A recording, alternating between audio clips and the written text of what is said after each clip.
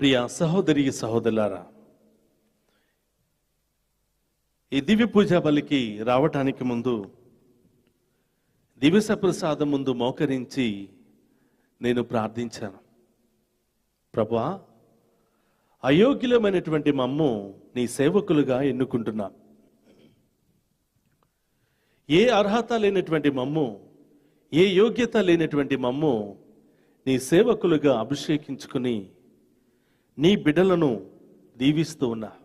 ప్రభా, ఈరోజు నేను మీ వాక్యాన్ని బోధిస్తూ ఉండగా, ప్రార్థన చేస్తూ ఉండగా, దివ్య పూజా బలి సమర్పిస్తూ ఉండగా, ఆ దివ్య పూజా బలిలో పాలు పంచుకున్న ప్రతి ఒక్క బిడ్డకు స్వస్థతలు కలగాలి ప్రభా. ప్రతి ఒక్క కుటుంబము దీవించబడాలి ప్రభా. నీ వాక్కులో శక్తి ఉంది, నీ వాక్కులో ఎంతో అమూల్యమైనటువంటి స్వస్థత ఉంది ప్రభా. అనేక రకాల ప్రజలు అనేక రకాలమైనటువంటి ఇబ్బందులతో, రోగాలతో బాధపడుతున్నారు తండ్రి. వైద్యుల దగ్గరికి వెళ్ళలేక, వెళ్ళినా ఆ వైద్యం నయం చేసుకునే శక్తి వారికి లేక, భయముతో బాధతో ఇంటి దగ్గరే మిగిలిపోతున్నారు తండ్రి. ఆ బిడ్డలందరినీ కూడా మీరే తాకి స్వస్థపరచాలి అని ప్రార్థన చేశాను. అలాగే చాలామంది ప్రతిరోజు చాలామంది ఫోన్లు చేసి, ఫాదర్ గారండి, మా బిడ్డలు ఈ సమస్యతో బాధపడుతున్నారు, మా ఇంటిలో మా భర్తకు బాగోలేదు, మా భార్యకు బాగోలేదు అని అనేక మంది ఫోన్లు చేసి ప్రార్థన చేపించుకుంటూ ఉన్నారు. చాలామంది నెక్స్ట్ 2వ రోజునే ఫోన్ చేసి, ఫాదర్ గారండి, ప్రార్థన చేయగానే అన్ని సమస్యలు తొలగిపోయాయి, మా భర్తకు స్వస్థత కలిగింది అని మళ్ళీ కృతజ్ఞత భావంతో దేవుణ్ణి స్తుతిస్తూ ఉన్నారు. Praise the Lord. హల్లెలూయా. ఇలాంటి గొప్ప స్వస్థతలు మీ కుటుంబంలో, మీ జీవితంలో జరగాలని ఈరోజు మీ అందరి కోసం నేను ప్రార్థన చేస్తున్నాను. Praise the Lord. Hallelujah. Hallelujah. ప్రియ సహోదరి సహోదరులు, ఈరోజు యెహెజ్కేలు ప్రవక్తను దేవుడు ఒక ప్రాంతానికి తీసుకుని వెళ్తున్నాడు. ఒక దైవ సేవకుణ్ణి, దేవుని చేత ఎన్నుకోబడినటువంటి దైవ సేవకుణ్ణి ఆయన ఒక ప్రాంతానికి తీసుకుని వెళుతున్నాడు. ఎక్కడికి తీసుకుని వెళుతూ ఉన్నాడంటే, ఒక లోయలోనికి తీసుకుని వెళుతూ ఉన్నాడు. ఆ లోయలో ఏమున్నాయంటే, కుట్టలు కుట్టలుగా మనుషులు చచ్చిపోయినటువంటి ఎముకలు ఉన్నాయి, ఎండిన ఎముకలు ఉన్నాయి. అప్పుడు దేవుడు ఆ ప్రవక్తతో పలుకుతున్నాడు, నరపుత్రుడా, ఈ ఎండిన ఎముకలు మళ్ళీ జీవింపగలవా అని అడుగుతున్నాడు. అప్పుడు ఆ ప్రవక్త చెప్తున్నాడు, అయ్యా, నారు పోసిన దేవుడవు, నీరు పోసే దేవుడవు కూడా నీవే, సమస్తము మీకే సాధ్యము, అది మీకు మాత్రమే తెలుసు అని ఆ ప్రవక్త దేవునికి సమాధానం చెప్తున్నాడు. Praise the Lord. హల్లెలూయా. ప్రియ సహోదరులారా, బైబిల్లో ఒక వాక్యం ఉంది. మోషే ప్రవక్తతో దేవుడు ఒక మాట పలుకుతున్నాడు. మోషేను దేవుడు ఎన్నుకున్నాడు. మోషేను 6 లక్షల ప్రజలకు పైగా ఉన్నటువంటి వారిని నడిపించడానికి నాయకుడిగా ఎన్నుకున్నాడు. ఆయనతో స్వయాన మాట్లాడినటువంటి మోషే ప్రవక్తను పిలిచి ఆయన ఒక మాట చెప్తున్నాడు. మోషే, నీవు వెళ్ళి యాజకులైనటువంటి అహరోను సంతతి వారికి మాటలు చెప్పు అంటున్నాడు. వారు ఎవరినైతే దీవిస్తారో ఆ బిడ్డలు దీవించబడతారు. వారి నోటిలో నుంచి ఎలాంటి ఆశీర్వాదకరమైన మాటలు వచ్చినా వింటున్నటువంటి బిడ్డలకు స్వస్థత. నా యాజకుల నోటిలో నుంచి వచ్చే ప్రతి మాట నా బిడ్డలకు దీవెనకరంగా మారుతుంది అని మరి ఆ మోషే ప్రవక్తతో మాట్లాడి యాజకులకు ఈ మాటలు చెప్పమని దేవుడు తెలియజేస్తూ ఉన్నాడు. ఈరోజు ప్రియ సహోదరి సహోదరులారా, అదే యాజకులతో, అదే ప్రవక్తతో ఈరోజు మరి పలికిస్తూ ఉన్నాడు. అదే ప్రవక్త ద్వారా ఎండిన ఎముకల్లోనికి జీవాన్ని రప్పిస్తూ ఉన్నాడు. అదే ప్రవక్త నోటి ద్వారా పలికే మాటల ద్వారా ఆ ఎండిన ఎముకలకు శరీరాన్ని కప్పుతూ ఉన్నాడు. అదే ప్రవక్త ద్వారా ఆ ఎండిన ఎముకలకు జీవాన్ని ఇచ్చి శరీరాన్ని కప్పి తన ఊపిరిని ఊది మళ్ళీ మనిషిగా జీవింప చేస్తూ ఉన్నాడు. ప్రియ సహోదరి సహోదరులారా, దేవుడు తన ఎన్నుకున్నటువంటి సేవకులకు అంత శక్తిని ఇస్తూ ఉన్నారు. ఎండిన ఎముకలు, కుప్పలు కుప్పలుగా పడి ఉన్నటువంటి ఎముకలలో ప్రాణాన్ని ఉంచినటువంటి దేవుడు, జీవాన్ని ఊదినటువంటి దేవుడు, శరీరాన్ని కప్పి మళ్ళీ ఒక నూతన బిడ్డగా తయారు చేసినటువంటి దేవునికి మన చిన్న సమస్యలు పెద్ద లెక్క, ఈ చిన్న వైరస్ పెద్ద లెక్క. కాబట్టి ప్రియ సహోదరి సహోదరులారా, విశ్వాసముతో ప్రార్థన చేయాలి. విశ్వాసముతో ఈ భయంకరమైన పరిస్థితుల్లో అయ్యో ఏమైపోతుందో, అయ్యో ఏం జరిగిపోతుందో అని భయముతో వణికిపోయిన దానికంటే ఆ ప్రభు దగ్గరికి వెళ్ళి పాదాలు పట్టుకుని, ప్రభా మీకు అసాధ్యమైనది ఏదియూ లేదు అని, నా కుటుంబంలో వచ్చిన రోగాన్ని, నా కుటుంబంలో వచ్చినటువంటి సమస్యను తొలగించండి అయ్యా, అది మీకు మాత్రమే సాధ్యము అని మనం మంచి విశ్వాసంతో ప్రార్థన చేసినప్పుడు తప్పకుండా దేవుడు తాకి స్వస్థపరుస్తూ ఉన్నాడు. Amen. Praise the Lord. Praise the Lord. Hallelujah. Hallelujah. ప్రియ సహోదరులారా, చాలా మంది అనేకమైనటువంటి బాధలతో, వ్యాధులతో మరి ఫోన్ చేసినప్పుడు నేను వారి కోసం ప్రార్థన చేసి, అమ్మా భయపడవద్దు, దేవునికి మించినటువంటి శక్తి ఈ లోకంలో ఎవరికి దేనికి లేదమ్మా, భయపడవద్దు అని చెప్పగానే అవును స్వామి అని వాళ్ళు ప్రార్థనలో జీవిస్తున్నారు. మళ్ళీ 2 రోజుల తర్వాత, 1 రోజు తర్వాత మళ్ళీ ఫోన్ చేస్తున్నారు, ఫాదర్ గారండి ప్రార్థన చేయగానే ఆ రోగం తగ్గిపోయిందండి, ప్రార్థన చేయగానే ఆ సమస్య తొలగిపోయిందని మళ్ళీ ఫోన్ చేసి అడిగినప్పుడు నేను అడుగుతున్నాను, అమ్మా ఎందుకు అలా స్వస్థత జరిగిందని మీరు అనుకుంటున్నారు? ఆ దేవుడి శక్తి అండి. అవును, ఆ దేవుడి శక్తి ఎల్లప్పుడూ మన మీద ఉంటుంది. ఆ దేవుని శక్తి ఉన్నదని మీరు ఎందుకు నమ్మలేకపోయారు? అవును స్వామి, మీరు ఎప్పుడైతే దేవునికి అసాధ్యమైనది ఏది లేదని మీరు చెప్పారో అప్పుడే మేము గట్టిగా దేవుణ్ణి పట్టుకుని పోరాడాం. Praise the Lord. హల్లెలూయా. ఇక్కడ ఫాదర్ భాగ్యరాజ్ దగ్గర మంత్రాలో లేదా తంత్రాలో ఏదో శక్తి ఏమీ లేదండి. ఈ లోకాన్ని సృష్టించి లోకానికి వచ్చినటువంటి దేవుడే ఒక మాట పలుకుతున్నాడు, నీ విశ్వాసమే నిన్ను స్వస్థతపరిచింది అని. కాబట్టి ప్రియ సహోదరులారా, ఈరోజు మనం స్వస్థత పొందుకుంటున్నాం, దేవుని దీవెనలు పొందుకుంటున్నామంటే మనకి దేవునికి మధ్య ఉన్నటువంటి సంబంధం, మనకి దేవుని మీద ఉన్నటువంటి విశ్వాసాన్ని బట్టి దేవుడు మన జీవితంలో, మన కుటుంబంలో గొప్ప కార్యాలు చేస్తూ ఉన్నాడు. అలాగే దేవుడు తను ఎన్నుకున్నటువంటి సేవకుల ద్వారా, ఆ సేవకులు పలికే ప్రతి మాట ద్వారా మన కుటుంబానికి ఆశీర్వాదాన్ని, మన శరీరంలో ఉన్నటువంటి రోగాలను తొలగిస్తూ మనల్ని కాచి కాపాడుతూ ఉన్నాడు. కాబట్టి ప్రియ సహోదరి సహోదరులారా, ఆ ఎండిన ఎముకలకు ప్రాణం పోసిన దేవుడు, ఆ ఎండిన ఎముకలకు శరీరాన్ని కప్పినటువంటి దేవుడు, ఆ ఎండిన ఎముకల్లో తన ఊపిరిని ఊదినటువంటి దేవుడు ఇదిగో మనలో ఉన్నటువంటి సమస్యలను కూడా తొలగించబోతున్నాడు. మనలో ఉన్నటువంటి రోగాలను కూడా తొలగించబోతున్నాడు. మనలో ఉన్నటువంటి దుష్ట శక్తులను కూడా తొలగించబోతున్నాడు. మనలో ఉన్నటువంటి శారీరక మానసిక రోగాలను కూడా తొలగించబోతున్నాడు. కాబట్టి విశ్వాసముతో మనం ప్రార్థన చేద్దాం. విశ్వాసంతో అన్ని సమయాల్లో ఆ దేవుని పాదాలు పట్టుకుని మనం కన్నీటితో ఏడ్చినట్లయితే తప్పకుండా ఆ కన్నీటిని ఆనంద బాష్పాలుగా మార్చే దేవుడు వెంటనే దిగి వస్తున్నాడు. వెంటనే మనలో ఉన్న బాధలన్నీ కూడా తొలగిస్తూ ఉన్నాడు. Praise the Lord. Hallelujah. Hallelujah. కన్నీరు ఎప్పుడు కారుస్తామండి? కన్నీరు ఎప్పుడు కారుస్తాం? నేను ఒకరింటికి వెళ్ళినప్పుడు ఆ ఇంటిలో ఒక చిన్న పిల్లవాడు ఉన్నాడు. ఆ చిన్న పిల్లవాడు చిలిపి పనులు చేస్తూ ఉంటే, ఎలా పడితే అలా మాట్లాడుతుంటే అమ్మ వాడిని గట్టిగా కొట్టింది. లేక పుట్టినటువంటి బిడ్డ, చాలా అల్లారు ముద్దుగా చూసుకుంటున్నటువంటి బిడ్డ చిలిపి పనులు చేస్తుంటే ఎంత చెప్పినా వినకపోవటంతో అమ్మ గట్టిగా కొడుతుంది. ఆ పిల్లవాడు బోరుని ఏడుస్తూ బయటికి వెళ్ళి ఎక్కి ఏడుస్తూ ఉంటే అది చూసినటువంటి అమ్మ మనసు తల్లడిల్లిపోయి మళ్ళీ పరిగెత్తుకుని కౌగిలించుకుని ముద్దాడుతుంది. నాన్న, నేను ఇంకెప్పుడు నేను కొట్టను. ఆ కన్నీటిని చూసినటువంటి తల్లి హృదయం తల్లడిల్లిపోయింది. ఆ బిడ్డని ఎత్తుకుని కౌగిలించుకుని ముద్దు పెట్టుకుని, నీకేం కావాలో చెప్పు, ఏమి ఇష్టమో చెప్పు, అన్ని నీకు చేసి పెడతానని చెప్పి అమ్మ బిడ్డను కౌగిలించుకుని అడుగుతూ ఉంది. ప్రియ సహోదరి సహోదరులారా, ఈ లోకంలో పుట్టినటువంటి ఆ తల్లి తన బిడ్డ పట్ల అంత ప్రేమను, అంత మంచి మనస్సును, అంత జాలిని కలిగి ఉంటే మనల్ని కంటికి రెప్పలా కాచి కాపాడుతున్నటువంటి ఆ దేవుడు మనల్ని ఇంకా ఎంత గొప్పగా చూసుకోవాలి. అందుకని ప్రియ సహోదరులారా, మనం బాధపడుతూ ఉంటే దేవుని యొక్క హృదయం దహించి వేస్తుందంట. మనం బాధలతో, సమస్యలతో, రోగాలతో తల్లడిల్లిపోతూ ఉంటే అది చూసినటువంటి ఆ దేవుని యొక్క ప్రాణం తరుక్కుని పోతుందంట. అందుకని మనం సువార్తలో చూస్తూ ఉన్నాం, దిక్కుతోచని పరిస్థితుల్లో ఆయనను వెంబడిస్తున్నటువంటి ప్రజలను చూసి ఆయన హృదయం తల్లడిల్లిపోయింది అని వాక్యములో మనం చూస్తూ ఉన్నాం.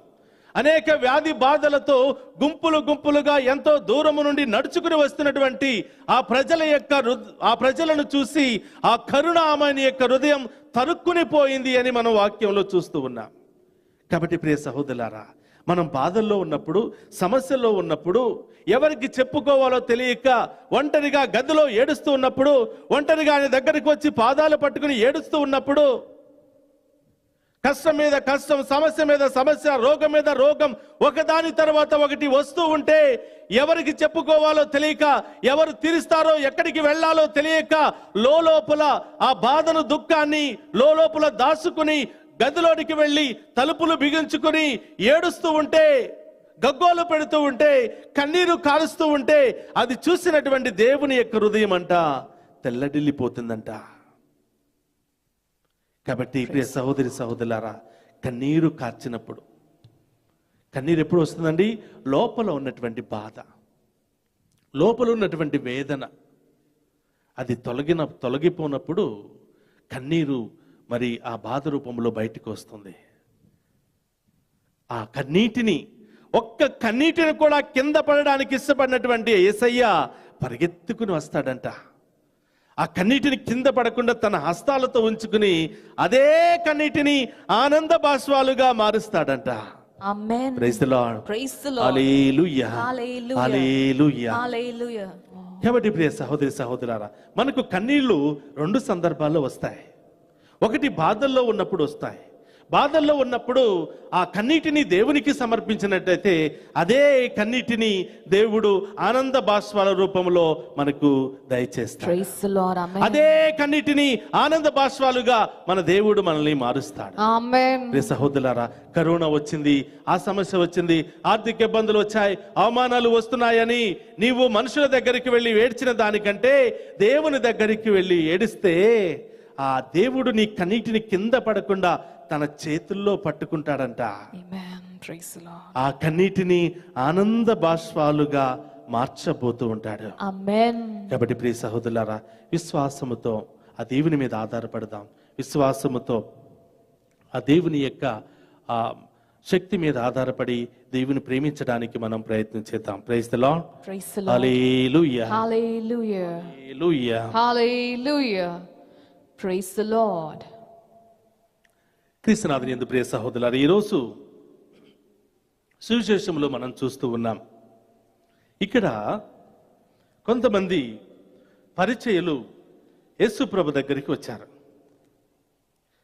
ఎందుకు వచ్చారు అంటే, యేసు ప్రభును కొన్ని ప్రశ్నలు వేసి ఆయనలో తప్పు పట్టుకుని ఆయనను హింసించడానికి, ఆయనను దూషించడానికి, ఆయనను హేళన చేయడానికి కొంతమంది మరి పరిచయులు యేసు ప్రభు దగ్గరికి వచ్చారు. ప్రియ సహోదరి సహోదరులారా, ప్రశ్నలు రెండు రకాల ప్రశ్నలు. చాలాసార్లు మన జీవితంలో జరిగినటువంటి ప్రశ్నలు ఇవి. ఒక్కొక్కసారి మనల్ని ఎవరైనా ప్రశ్నలు వేస్తున్నారంటే వాళ్ళలో రెండు రకాల మనుషులు ఉంటారు. మొదటి రకం వాళ్ళు తెలియనటువంటి విషయాలను తెలుసుకోవడానికి మనల్ని ప్రశ్నించి తెలుసుకుంటూ ఉంటారు, అడిగి తెలుసుకుంటూ ఉంటారు. తప్పులేదు. రెండవ రకమైనటువంటి మనుషులు, వాళ్ళకి కొన్ని విషయాలు తెలిసి, సగం తెలిసి, ఇంకా మనం ఏం చెప్తామో ఆ మాటలు విని దాని తర్వాత మనల్ని హేళన చేయడానికి, నీకేం తెలుసు, అది కాదు ఇది అని మనల్ని అనేక విధాలుగా హేళన చేయడానికి ప్రశ్నిస్తూ ఉంటారు. కాబట్టి ప్రియ సహోదరు, ఈరోజు ఇక్కడికి వచ్చినటువంటి వ్యక్తులలో రెండవ రకానికి సంబంధించినటువంటి వ్యక్తులు. వీళ్ళకి ధర్మశాస్త్రం గురించి తెలుసు, మోషే ఇచ్చినటువంటి ఆజ్ఞల గురించి తెలుసు, యూదులకు అనేకమైన రకాల మరి ఆచరణలు ఉన్నాయి, రూల్స్ రెగ్యులేషన్స్ ఉన్నాయి, దేవుడిచ్చినటువంటి 10 ఆజ్ఞలు కూడా వీళ్ళకి తెలుసు. వీటన్నిటిని తెలిసి కూడా యేసు ప్రభు ఏం చెబుతాడో తెలుసుకోవాలని ఇక్కడ మనం చూస్తూ ఉన్నాం. మత్తయి సువార్త 22వ అధ్యాయం 35వ వచనంలో, వారిలో ఒక ధర్మశాస్త్ర బోధకుడు ఆయనను పరీక్షింపవలెనని. చూడండి ప్రియ సహోదరులారా, ఆయనను పరీక్షించాలి అని, ఆయనను తప్పుపట్టాలి అని, ఆయన చెప్పినటువంటి ఆన్సర్ను బట్టి ఆయన హేళన చేయాలి అని ఆయన దగ్గరకు వచ్చి అడుగుతున్నాడు. ఏమని? బోధకుడా, ధర్మశాస్త్రమునందు అత్యున్నతమైన ప్రధాన ఆజ్ఞ ఏది అని అడుగుతున్నాడు. ధర్మశాస్త్రంలో ఉన్న ఆజ్ఞలన్నీ కూడా ముఖ్యమే, దేవుడిచ్చినటువంటి 10 ఆజ్ఞలు అన్నీ కూడా ముఖ్యమే. కానీ ఈయన ఏం చెప్తాడో అని తెలుసుకోవడానికి, ఆయన హేళన చేయడానికి వచ్చి అడుగుతున్నారు. ఈ ధర్మశాస్త్రంలో ఉన్నటువంటి ఆజ్ఞలు, ఈ 10 ఆజ్ఞలన్నిటిలో కంటే ముఖ్యమైనటువంటి ఆజ్ఞ ఏది అని అడుగుతూ ఉన్నారు.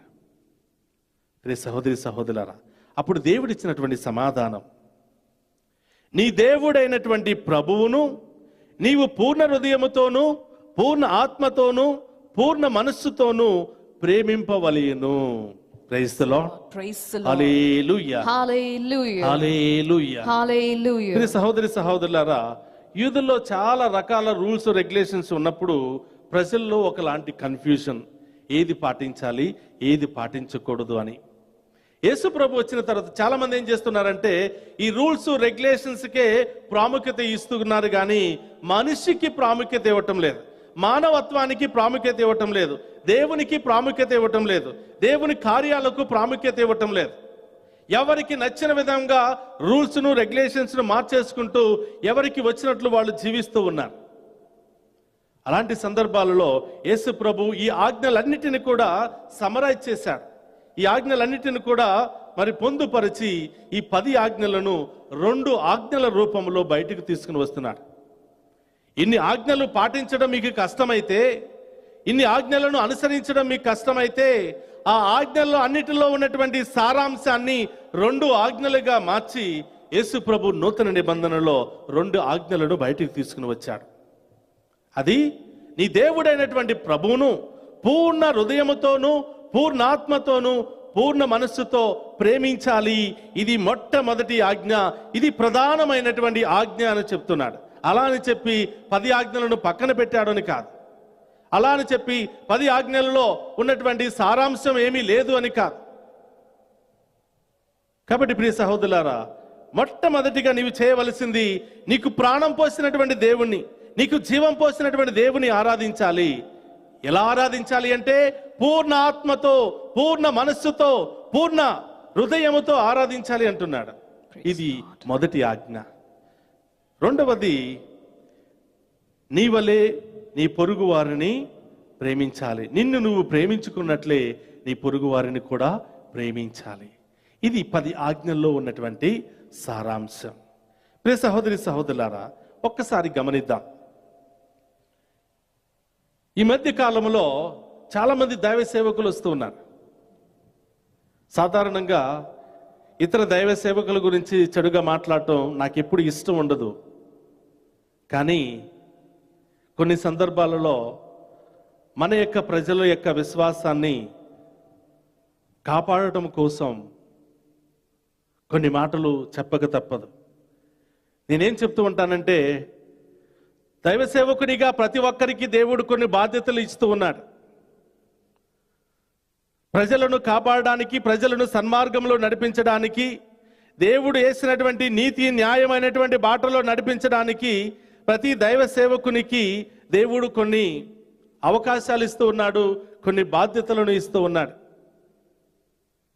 ఎవరు బాధ్యతలు వాళ్ళు చేసుకోవటం తప్పులేదు. ఏది చేసినా కూడా దేవుని మహిమపరిచే విధంగా మార్చుకోవడానికి తప్పులేదు. కానీ చాలామంది దైవ సేవకులు ఏం చేస్తున్నారంటే, ఇతర సంఘాల మీద బురద జల్లి, ఇతర మతాల మీద బురద జల్లి, వాళ్ళు చేసేది కరెక్ట్ కాదు, మనం చేసేదే కరెక్ట్ అని ఆ సంఘాల్లో ఉన్నటువంటి గొర్రెలను దొంగతనం చేయటానికి వారు చేసే ప్రయత్నాలు నాకు ఇష్టం ఉండదు. గమనించండి, ఏ దైవ సేవకుడైనా సంతోషకరమైన ప్రజలకు సంతోషకరమైనటువంటి శుభవార్తను, ఆశీర్వాదకరమైనటువంటి శుభవార్తను, దీవెనకరమైనటువంటి శుభవార్తనే బోధిస్తాడు. కానీ నేనే గొప్పవాడిని, నా సంఘమే గొప్పది, నేను చేసే పరిచర్యే గొప్పది అని చెప్పుకునే బోధకులందరూ కూడా కపట బోధకులు అని మనం గుర్తించాలి. కాబట్టి ప్రియ సహోదరి సహోదరులారా, ఎక్కడ కపటి బోధ ఉంది, ఎక్కడ సత్యమైన బోధ ఉంది అని తెలుసుకోవలసినటువంటి బాధ్యత మనందరికీ ఉంది. ఇక్కడ ఒక బోధకుడు వచ్చి, ఒక పరిచయుడు వచ్చి దేవుని పరీక్షించడానికి అడుగుతున్నాడు. ఉన్నటువంటి ఆజ్ఞలన్నిటికంటే ప్రధానమైన ఆజ్ఞ ఏది అని ఆయనను తప్పు పట్టడానికి అడుగుతున్నారు. మరి కొంతమంది బోధకులు కూడా ఇదే పని చేస్తూ ఉన్నారు. 10 ఆజ్ఞలన్నిటిలో మొదటి ఆజ్ఞను వాళ్ళు తీసుకుంటూ ఉన్నారు. 10 ఆజ్ఞలన్నిటిలో మొదటి ఆజ్ఞ ఏంటండి? నిర్గమకాండం 20వ అధ్యాయము 4వ వచనం చదువుదాం. 10 ఆజ్ఞలు దేవుడు ప్రజలను సన్మార్గంలో నడిపించడానికి, దేవుని యందు భయభక్తులతో మరి జీవించడానికి దేవుడిచ్చినటువంటి ఆజ్ఞలు ఈ 10 ఆజ్ఞలు. కానీ కొంతమంది బోధకులు ఏం చేస్తున్నారంటే ఆ మొదటి వాక్యాన్ని, ఆ మొదటి యొక్క ఆజ్ఞను మాత్రమే తీసుకుని మిగతా 9 ఆజ్ఞలను బురదలో కలిపేస్తూ ఉన్నారు. వాళ్ళకి ఇష్టమైనటువంటి ఆ యొక్క ఆజ్ఞను తీసుకుని, ఆజ్ఞను పట్టుకుని వాళ్ళ సంఘాన్ని నడిపించుకుంటూ ఉన్నారు. ఎందుకు ఈ ఆజ్ఞను మాత్రమే తీసుకుంటున్నారో ఒకసారి మనం ధ్యానం చేద్దాం. నిర్గమకాండము 20వ అధ్యాయము 4వ వచనం. పైనున్న ఆకాశమునందు గాని, మొదటి ఆజ్ఞ చూడండి ప్రియ సహోదరులు, దేవుడు ఇచ్చినటువంటి ఆజ్ఞ పైనున్నటువంటి ఆకాశమునందు గాని, క్రిందనున్న భూమి అందు గాని, భూమి అడుగునున్న నీళ్ల యందు గాని ఉండు ఏ వస్తువు, ప్రతిరూపమును గాని విగ్రహమును గాని మీరు నిర్మింపరాదు. గమనించండి ప్రియ సహోదరి సహోదరులారా, ఆకాశంలో ఉన్నటువంటి ఏ రూపాన్ని గాని, భూమి మీద ఉన్న మరి సముద్రములో ఉన్న ఏ వస్తువుని గాని మీరు ఆరాధించకూడదు. వస్తువుని ఆరాధించవద్దని చెప్పాడు. ఏ రూపాన్ని ఆరాధించవద్దని చెప్పాడు. అంటే దాని యొక్క అర్థం ఏమిటి? నా రూపమే, నన్నే. ఎందుకంటే మీకు ప్రాణం పోసింది నేను, మిమ్మల్ని పోషించి నడిపించినటువంటిది నేను. నా రూపమే మీకు కనిపించాలి. కాబట్టి ప్రియ సహోదరి సహోదరులారా, చాలా మంది ఇతర బోధకులు ఆర్సిఎం సంఘాన్ని గురించి, రోమన్ కథోలిక సంఘాన్ని గురించి చాలా చెడుగా మాట్లాడుతూ ఉంటారు. చాలా విషయాలు నా దృష్టికి వచ్చింది. ఆర్సిఎం సంఘంలో జరిగేది విగ్రహారాధన. ఎందుకంటే మరీ తల్లిని వాళ్ళు పూజిస్తారు, యేసుప్రభు బొమ్మలు పెట్టుకుంటూ ఉంటారని. ప్రియ సహోదరులారా, ఎవరి బొమ్మలు పెట్టుకుంటున్నారు? వాళ్ళ బొమ్మలు పెట్టుకుంటూ ఉన్నారా? ఆ దైవ సేవకుల బొమ్మలు పెట్టుకుంటూ ఉన్నారా? దేవుని రూపాన్ని అక్కడ ప్రతిష్ఠిస్తూ ఉన్నారు. ఈరోజు మనం చాలా పటాలు మనకు కనిపిస్తూ ఉంటాయి, చాలా మంది ఫోటోలు మనకు కనిపిస్తూ ఉంటాయి. వాళ్ళల్లో యేసు ప్రభు అని ఎవరిని నీవు గుర్తించగలుగుతూ ఉన్నావు? యేసు ప్రభు శిలువ మీద ఉంటే, యేసు ప్రభు ముళ్ళ కిరీటం పెట్టుకోగానే ఇదిగో ఈయనే యేసు ప్రభు అని చెప్పగలుగుతున్నావు. కారణం ఏమిటంటే అదే ఫోటోను, అదే పిక్చర్ను నీవు దేవుని సన్నిధిలో చూసావు కాబట్టి. యేసు ప్రభు ఇలా ఉంటాడు అని కథోలిక సంఘం మీకు చూపించింది కాబట్టి, యేసు ప్రభు యొక్క రూపం ఇలా ఉంటుందని మీకు చూపించారు కాబట్టి ఇది యేసు ప్రభు అని చెప్తున్నావు, ఆయన హీరో అని చెప్తున్నావు, ఆయన యాక్టర్ అని చెప్తూ ఉన్నావు. మిగతా ఫోటోలకు యేసు ప్రభుకు వ్యత్యాసాన్ని నీవు కనుక్కోగలుగుతున్నావు. అదే ఫోటో లేకపోతే, ఒక రూపురేఖలు లేకపోతే ఎవరి ఫోటోని దేవుడిగా అంగీకరిస్తావు? ఎవరి పటాన్ని పెట్టుకుని పూజిస్తావు? ప్రియ సహోదరి సహోదరులారా, మన దేవుడు ఏ చెట్టో రాయో రెప్పో పుట్టో కాదో, జీవం ఉన్నటువంటి దేవుడు, రూపం ఉన్నటువంటి దేవుడు, ఆకారం ఉన్నటువంటి దేవుడు, అడ్రస్ ఉన్నటువంటి దేవుడు. Praise the Lord. కాబట్టి అడ్రస్ ఉన్నటువంటి దేవుని ఆరాధిస్తే నీకు కూడా అడ్రస్ దొరుకుతుంది. Amen. రూపం ఉన్నటువంటి దేవుని ఆరాధిస్తే నీ రూపం కూడా మారిపోతుంది. Amen. పాప రూపము తొలగిపోయి దేవుని రూపం నీలో కలుగుతుంది. కాబట్టి ఆ ఆధ్యాత్మికమైనటువంటి యేసుప్రభు రూపాన్ని చూసినప్పుడు నీలో ఒకలాంటి విశ్వాస భావన, నీలో ఒక మంచి భావం ఏర్పడుతుంది. అదే పక్కన ఒక ఫోటో, బట్టలు లేనటువంటి ఒక స్త్రీని చూసినప్పుడు నీకు ఎలా కనిపిస్తుంది? ఒక హీరోనో యాక్టర్నో చూసినప్పుడు ఏమని అనిపిస్తుంది? వాళ్ళ దగ్గరికి వెళ్ళి దండం పెట్టుకోవాలనిపిస్తుందా? వాళ్ళని పూజించాలనిపిస్తుందా? అక్కడ ప్రార్థన చేయాలనిపిస్తుందా? కానీ ఒక దేవుని సన్నిధిలో రాగానే, ఆ యేసు ప్రభు రూపాన్ని చూడగానే నీలో ఒకలాంటి ఆధ్యాత్మికమైనటువంటి భావం, ఇక్కడ దేవుడు ఉన్నాడు, దేవుని సన్నిధి ఇది అని ఒకలాంటి మంచి భావం.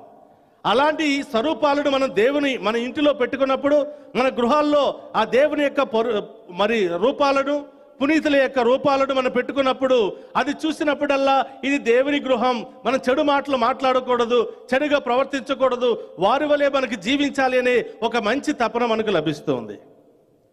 కాబట్టి ప్రియ సహోదరులారా, ఈ మొదటి ఆజ్ఞను పట్టుకుని చాలా మంది అక్కడ ఇది జరుగుతుంది అది జరుగుతుంది అని ప్రశ్నిస్తూ ఉంటారు. అలాంటి వారికి ఒక ప్రశ్న.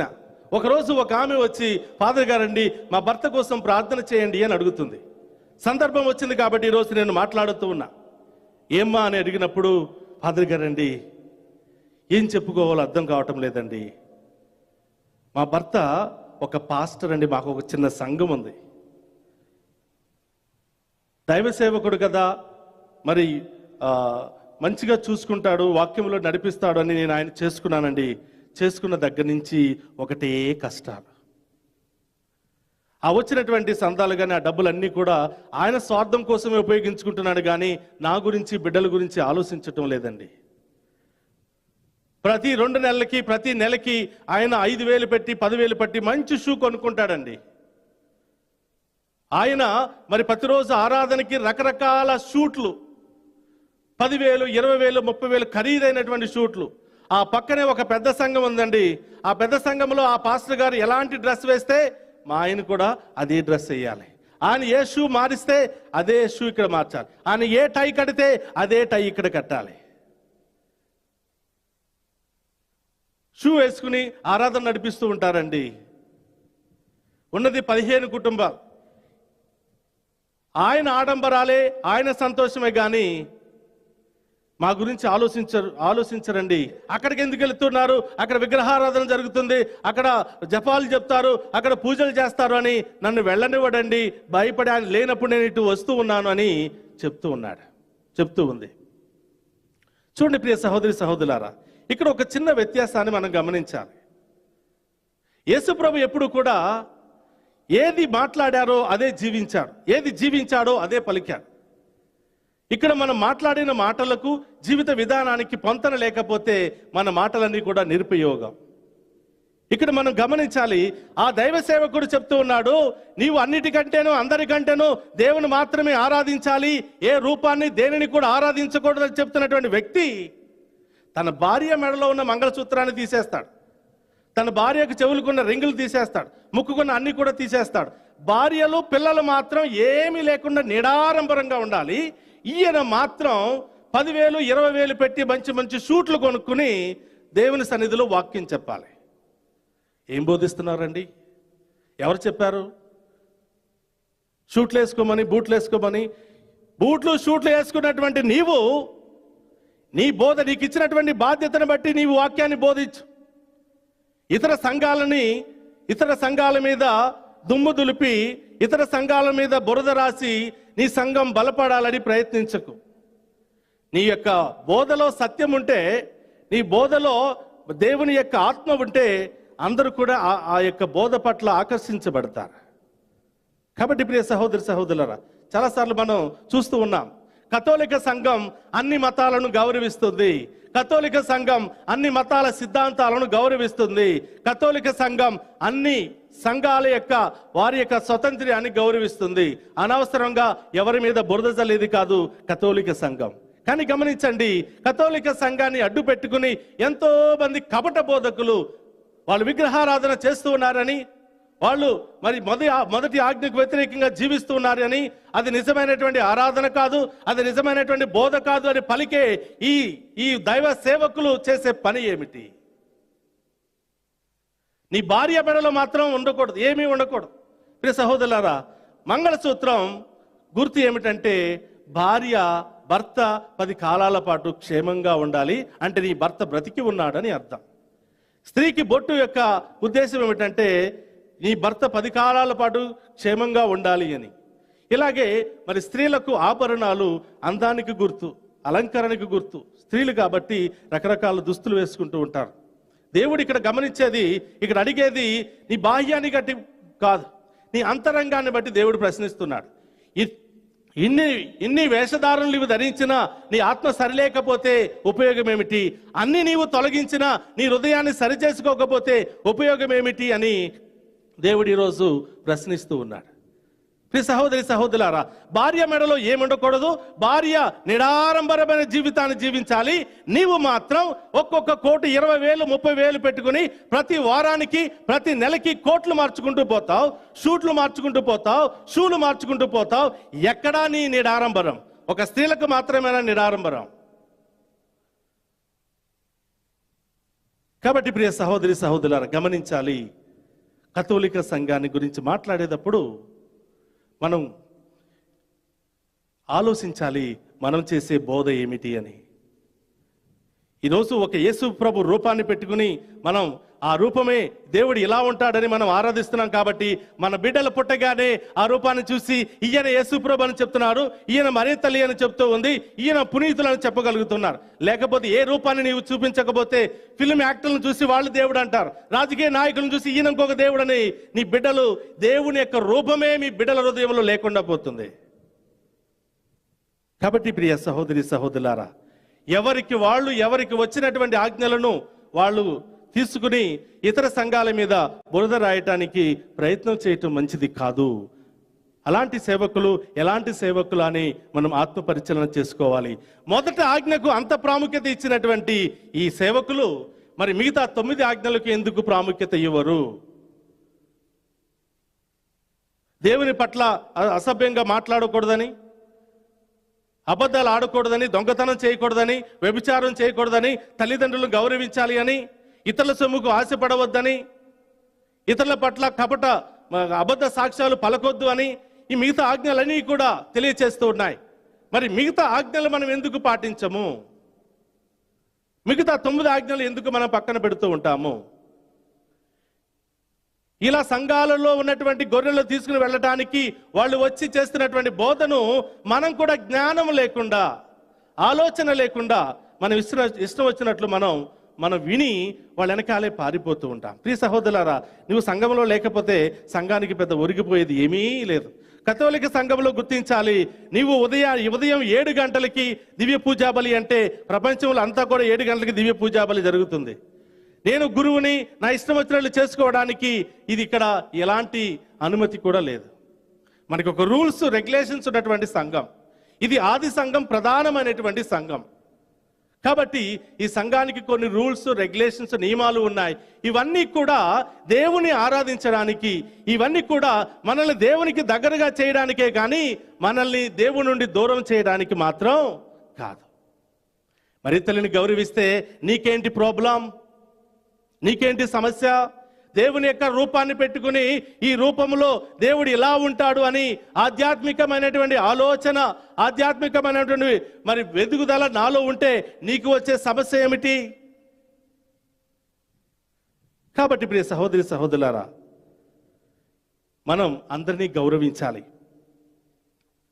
అన్ని మతాలను గౌరవించాలి, వారి యొక్క ఆచారాలను గౌరవించాలి, వాళ్ళగానే జీవింప చేయడానికి మనం అందరం కూడా ప్రయత్నం చేయాలి. ఇతరుల మీద బురద జల్లి, ఇతరుల యొక్క విశ్వాసాన్ని బెదిరించి వాళ్లను మన వైపు ఆకర్షించుకునేటువంటి బోధ మంచి బోధ కాదు. కాబట్టి ప్రియ సహోదరి సహోదరులారా, ఈరోజు ప్రత్యేకంగా మనం ప్రార్థన చేద్దాం. దేవునికి మొదటి స్థానం ఇస్తూ దేవుడు ఏం చేశాడంటే 10 ఆజ్ఞలన్నిటిని కూడా సమరైజ్ చేసి 2 ఆజ్ఞలుగా మార్చాడు. ఒకటి, నీ దేవుడైనటువంటి ప్రభుని పూర్ణ హృదయంతోనూ పూర్ణ ఆత్మతోనూ పూర్ణ మనస్సుతో మనం ఆరాధించాలి అని చెప్తున్నాడు. మనకున్నటువంటి 24 గంటల సమయంలో మొదటి స్థానాన్ని, 10వ భాగాన్ని దేవుడికి ఇవ్వాలి. మన ఆలోచనలో మొదటి స్థానాన్ని దేవునికి ఇవ్వాలి. మన క్రియలలో మొదటి స్థానాన్ని దేవుడికి ఇవ్వాలి. మన యొక్క మరి చేసే ప్రతి పనిలోనూ దేవునికి మొదటి స్థానం ఇవ్వాలి. అదే దేవుని పూర్ణ హృదయంతో పూర్ణ ఆత్మతో ఆరాధించటం. దేవుని కంటే ఎక్కువగా ఎవరిని ఆరాధించినా, ఏ వస్తువుని ఇష్టపడినా కూడా అది మొదటి ఆజ్ఞకు వ్యతిరేకంగా జీవించిన వాళ్ళం అవుతూ ఉంటాం. అలాగే దేవుణ్ణి ఆరాధిస్తున్నాం, 10 ఆజ్ఞలు కరెక్ట్గా ఫాలో అవుతున్నాం, కానీ మన పక్కన ఉన్న వాళ్ళని ప్రేమించలేకపోతున్నాం, మన పక్కన ఉన్న వాళ్ళని క్షమించలేకపోతున్నాం, కష్టాల్లో మనం ఆదుకోలేకపోతూ ఉన్నాం. అన్నీ ఉండి, అవకాశాలు ఉండి, అన్ని ఐశ్వర్యం మనం కలిగి ఉన్నప్పటికీ కూడా పక్కన వాళ్ళు బాధపడుతూ ఉంటే వాళ్ళని ఓదార్చలేకపోతున్నాం, వాళ్ళకు సహాయపడలేకపోతున్నాం. దేవుడు ప్రశ్నిస్తాడు, బిడ్డ ఇన్ని అవకాశాలు ఇచ్చాను, ఆకలితో బిడ్డ ఏడుస్తూ ఉన్నాడు, ఒక్కసారి నీవు ఆ బిడ్డను ఆదుకోవచ్చు కదా అని దేవుడు ప్రశ్నిస్తూ ఉంటాడు. ప్రియ సహోదరి సహోదరులు, నిన్న ఒక ఫోన్ కాల్ వచ్చిందండి. ఒక స్త్రీ చాలా ఆపదలో ఫోన్ చేస్తూ, ఫాదర్ గారండి మరి తిండి లేక బాధపడుతూ ఉన్నాం, చాలా కష్టాలండి, ఇల్లు అద్దె కట్టలేనటువంటి పరిస్థితి, మరి మీరు ప్రార్థన చేయండి అని ఆమె కోరుతూ ఉంది. దానికి ముందు ఒక మాట చెప్పింది, మా దైవ సేవకు దగ్గరికి మేము వెళ్ళి అయ్యా చాలా కష్టాల్లో ఉన్నాము ఆదుకోండి అంటే ఆ దైవ సేవకురాలు ఈ విధంగా చెప్తుంది, ఏమనంటే నీవు మమ్మల్ని డబ్బుల కోసం విసిగించవద్దు, డబ్బుల కోసం మమ్మల్ని విసిగించవద్దు, మా వాచ్మెన్కి ఏమైనా మిగిలిపోయిన అన్నం ఉంటే పెడతాం, లేకపోతే పాత బట్టలు ఏమైనా ఉంటే ఇస్తాం, కానీ నీవు మాత్రం డబ్బులు మమ్మల్ని అడగొద్దు, నీకు చేయడానికి మా దగ్గర ఏమీ లేవు, నువ్వు మమ్మల్ని డబ్బుల కోసం విసిగించవద్దు అని చిరాకు పడిందంట. ఆమె బాధతో ఏడుస్తూ, ఫాదర్ గారండి లేవని చెప్పినా కూడా నేను బాధపడేదానిని కాదు, కానీ అన్ని ఎంతో ఐశ్వర్యం ఉన్నటువంటి వ్యక్తి, మేమే నెల నెలా వెళ్ళి దశమ భాగాలు అక్కడ ఇచ్చినటువంటి సందర్భం, ఎంతో మంది సేవకులు ఎంతో మంది ప్రజలు సహాయపడుతున్నటువంటి సంఘం అది. ఈరోజు నాకు లేకపోతే నా సంఘం నన్ను ఆదుకుంటుందని వెళ్ళాను, ఆమె నన్ను తిట్టి అవమానంతో పంపించి వేశారండి అని చెప్తూ ఉన్నారు. కాబట్టి ప్రియ సహోదరి సహోదరులారా, ఇలాంటి మనం మరి 10 ఆజ్ఞలు పాటించినప్పటికీ మనలో మానవత్వం లేకపోతే దాని మూలంగా ఉపయోగం ఏమీ లేదు. కాబట్టి దేవుని యొక్క ఆజ్ఞలను పాటించి దేవునికి ఇష్టమైనటువంటి విధముగా జీవించడానికి మనం ప్రయత్నం చేద్దాం. చాలా మంది కపట బోధకులు కళ్ళబొల్లు మాటలతో మనలో ఉన్నటువంటి విశ్వాసాన్ని చెదరగొట్టి మనల్ని అటు ఇటు కాకుండా మనల్ని అన్యులుగా మార్చడానికి చాలా మంది ప్రయత్నం చేస్తూ ఉంటారు. కాబట్టి ఈ బోధలన్నీ కూడా పక్కన పెట్టి నిజమైనటువంటి దేవుని పూర్ణ హృదయముతో, పూర్ణ ఆత్మతో, పూర్ణ మనస్సుతో ఆరాధించే మంచి విశ్వాసాన్ని మనకు దయచేయమని ప్రార్థన చేద్దాం. ఒక్క నిమిషం అందరం కూడా హృదయం మీద చేయి పెట్టుకుని ఆ గొప్ప దేవుని మనందరినీ కూడా తాకి స్వస్థపరచమని, ఆయనను ఎల్లప్పుడూ కూడా ఆరాధించే బిడ్డలుగా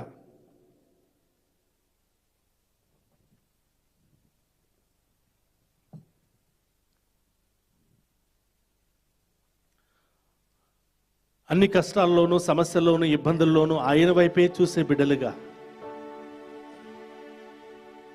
మనల్ని ఆశీర్వదించమని వేడుకుందాను. మన దేశాన్ని, రాష్ట్రాన్ని, ప్రతి మతాన్ని, కులాన్ని, సంఘాన్ని అన్నిటిని కూడా ఆశీర్వదించమని. ఈరోజు ప్రజలు అనేక సమస్యలతో, ఇబ్బందులతో బాధపడుతూ ఉన్నారు, చెప్పుకునేటువంటి రోగాలతో బాధపడుతూ ఉన్నారు. వారందరినీ కూడా తాకి స్వస్థపరచమని, దేవుడు మనకిచ్చినటువంటి విశ్వాసముతో, దేవుడు మనకిచ్చినటువంటి పరిశుద్ధాత్మ శక్తితో, దేవుడు మనకిచ్చినటువంటి అన్ని అవయవాలతో ఆయననే ఆరాధిస్తూ, ఆయననే మహిమపరుస్తూ, మనలో ఉన్నటువంటి వ్యాధి బాధలను తొలగించుకునే గొప్ప మనస్సును మనందరికీ దయచేయమని ప్రార్థన చేద్దాం. కృపా సత్య సంపూర్ణం అనే దేవా మీకు స్తోత్రం. నీవు అన్ని ఆజ్ఞలను ప్రధానమైనటువంటి 2 ఆజ్ఞలుగా మారుస్తూ ఉన్నారు. నీ దేవుడైనటువంటి ప్రభును పూర్ణ హృదయముతోనూ, పూర్ణాత్మతోనూ, పూర్ణ మనస్సుతో ఆరాధించాలి అని. ఈ లోకంలో ఉన్నటువంటి అన్ని వస్తువుల కంటే, అందరి వ్యక్తుల కంటే, అన్ని పనుల కంటే మొదటిగా నీకే మొదటి స్థానం ఇచ్చే భాగ్యాన్ని దయచేయమని, ఈ విధంగా మేము ఆరాధిస్తూ మాలో ఉన్నటువంటి సమస్యలు, బాధలు తొలగించుకునే శక్తిని దయచేయమని, మాలో ఉన్నటువంటి విశ్వాసాన్ని బలపరచమని, తోడేళ్ళు వచ్చి మమ్మల్ని చెల్లాచెదురు చేసినప్పుడు భయపడి పారిపోకుండా నిజమైనటువంటి మిమ్మల్ని అంటుపెట్టుకుని మీ వైపే చూస్తూ మీ విశ్వాసములో సాగిపోయే భాగ్యాన్ని దయచేయమని ఈరోజు ప్రార్థిస్తున్నాము తండ్రి. ఈ దివ్య పూజా బలిలో పాలు పంచుకుని ఉన్న ప్రతి ఒక్క బిడ్డను మీకు సమర్పిస్తూ ఉన్నాను. ప్రతి ఒక్క కుటుంబాన్ని మీకు సమర్పిస్తూ ఉన్నాను. ప్రత్యేకంగా మనల్ని ప్రార్థన చేయమని కోరిన ప్రతి ఒక్క బిడ్డను మీకు సమర్పిస్తూ ఉన్నాను. అనేక వ్యాధి బాధలతో సతమతమవుతున్న బిడ్డలందరినీ ఆశీర్వదించండి ప్రభా. ఈ రోజు మేమందరం కూడా ఈ దివ్య పూజాబలిలో పాలు పంచుకుంటూ ఉండగా, ప్రభా ఈ యొక్క దివ్య పూజాబలి సమర్పిస్తూ ఉండగా, ఈ దివ్య పూజాబలిలో పాలు పంచుకున్న ప్రతి ఒక్క కుటుంబం మీ నామములో దీవించబడును గాక, ఆమేన్. మీ ఆత్మలో నింపబడును గాక, ఆమేన్. వారి కుటుంబాల్లో ఉన్న రోగాలు తొలగిపోవును గాక, ఆమేన్. సమస్యలు తొలగిపోవును గాక, ఆమేన్. ఆటంకాలు తొలగిపోవును గాక, ఆమేన్. అన్ని దుష్ట శక్తులు పారిపోవును గాక. ఆమేన్. ఓ ప్రభా, ఆసుపత్రిలో చికిత్స పొందుతున్నటువంటి ప్రతి ఒక్క బిడ్డను మీకు సమర్పిస్తూ ఉన్నాను. వారిలో మీరే ఉంటూ అక్కడ పనిచేస్తున్నటువంటి డాక్టర్ల ద్వారా, నర్సెస్ ద్వారా, వైద్య బృందము ద్వారా ఆ బిడ్డలకు కావలసినటువంటి చికిత్సను అందజేయమని వేడుకుంటూ ఉన్నాం. ఆమేన్. ఓ పరమ వైద్యుడా, మీకు అసాధ్యమైనది ఏదీ లేదు దేవా. ఒక్క మాటతో, ఒక్క చూపుతో, మీ గాలితో, మీ తాకిడితోనే సమస్త రోగాలను తాకి స్వస్థపరిచే దేవా. ఆమేన్. ఈరోజు అడుగుతున్నాము తండ్రి, ఈరోజు మొదటి పట్టణంలో నీవెన్నుకున్నటువంటి యాజకుల ద్వారా ఎండిపోయిన ఎముకలలో జీవం పోసావు. ఎండిపోయినటువంటి ఎముకల్లో శరీరాన్ని ఉంచి, ఎండిపోయిన ఎముకలలో ఊపిరిని ఊది మళ్ళీ నీ బిడ్డలుగా జీవింపచేశావు.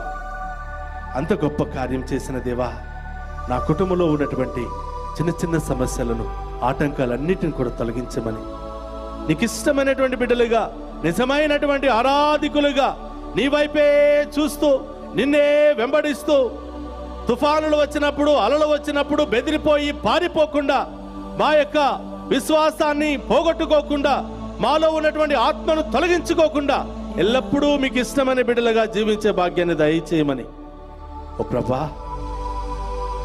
ఈ ప్రార్థనలో పాలు పంచుకుని ఉన్న ప్రతి ఒక్క బిడ్డను మీకు సమర్పిస్తున్నాను. ప్రతి ఒక్క కుటుంబాన్ని మీకు సమర్పిస్తున్నాను.